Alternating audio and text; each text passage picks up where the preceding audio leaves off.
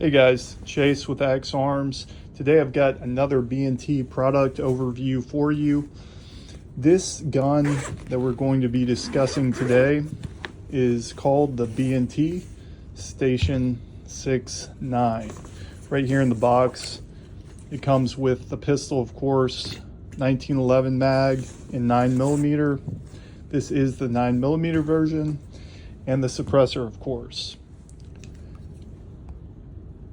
The B&T Station 6.9 is a rotary bolt-action pistol, which was optimized for sound reduction. The suppressor included is a full wipe design with laser cut wipes. You can see here there's a bezel at the end of the suppressor. This bezel interfaces with the barrel itself and forms a true gas seal. Let's have a look. As you can see, when the suppressor is affixed to the barrel, it doesn't merely stop at the threads, it actually screws into the recession within the barrel. This is an important feature as it forms a true gas seal, which optimizes sound reduction. The B&T Station 6.9 is essentially a modern version of the famous well rod pistol. The well rod was developed by the British OSE during the Second World War. It was developed to be an extremely quiet pistol meant for clandestine use. The predecessor to the CIA, the OSS, also utilized the well rod pistol during the Second World War for covert action. What's very interesting to me is that these well rod pistols were kept in the inventory of the U.S. Special Forces and CIA up until Desert Storm. That's documented. At some point, the intelligence community came to B&T with a special contract request that an updated version of the well rod pistol be designed. B&T developed the VP9 pistol for that contract, and later they offered a commercial version of the VP9 to U.S. consumers on the commercial market. And that's where the Station 6 comes into play. The Station 6 is a nod to that gun. It's very similar to the original gun that B&T developed to replace the well rod. The only differences are it's slightly upscaled for 1911 mags for U.S. consumers, and the original pistol grip is no longer cut in half. So on the VP9, this seam here is where the pistol grip ended, and you could remove this seam and the magazine to conceal the weapon so that it would not look like a firearm. Now, what's interesting is you can see that B&T left a seam so that a U.S. consumer, if so inclined, can cut this seam and replicate the functionality of the removable pistol grip. The reason this firearm is called the Station 6 is a nod to the SOE. The SOE had a base known as Station 6 where they developed the original well rod pistol. To me, this is just a very interesting weapon.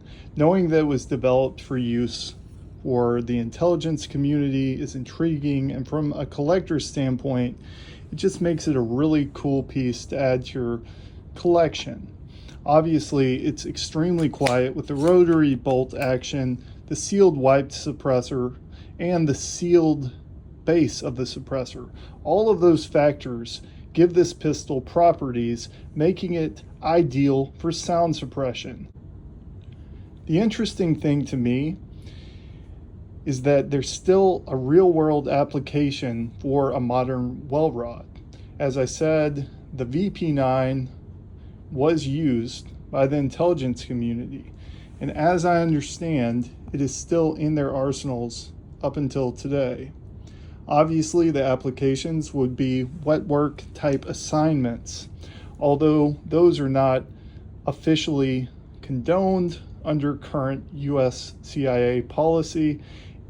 It certainly makes you wonder. So guys, as you can see, The VP9 and the Station 6 are very interesting firearms produced by B&T with a rich historical context.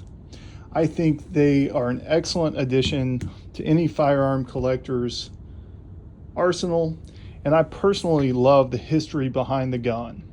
Now, let's look at some other guns that are used today by intelligence agencies. Okay, for my guys still watching, we're going to get into some history of the Glock 42 and its application suppressed as used by the intelligence communities with a B&T suppressor. Now here in the US, we don't get access to the B&T impulse suppressor that was developed for a specified intelligence agency contract. The closest thing we can get is the GSL Boss. It's a micro full wipe suppressor. Wipe suppressors are utilized by the IC mainly because they're extremely quiet and compact and ideal for limited use. You can see the overall length of the Glock 42 with this miniature micro wipe suppressor. It's very small. I've talked to a few guys, and I can't mention names, who had ties to the IC in various European and overseas applications. Members of the IC would carry a Glock 42 with a B&T micro wiped suppressor in a special case that was meant to conceal it in their pocket. It was of a square design and it had a credit card holder on the exterior. They would also use the SIG 380s as well. In that application, they used a special, extremely heavy 147 grain 380 ACP cartridge. Extremely quiet from the reports that I've gotten back from talking to a few people who know the inside baseball.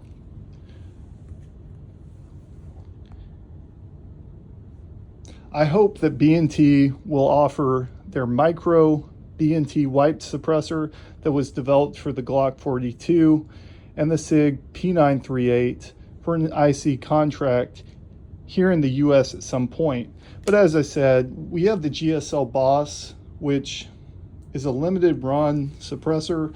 I actually talked the guys at GSL into manufacturing a batch just for my company at one point. They're no longer in production, but we may get another batch.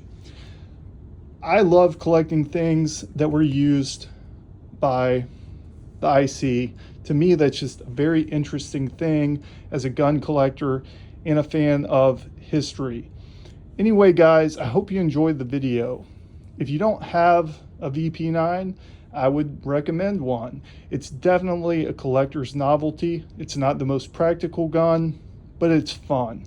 If you like this video, please like, subscribe, and follow me on YouTube and Instagram at Axe Arms and at my other account, CC Guns. Thank you.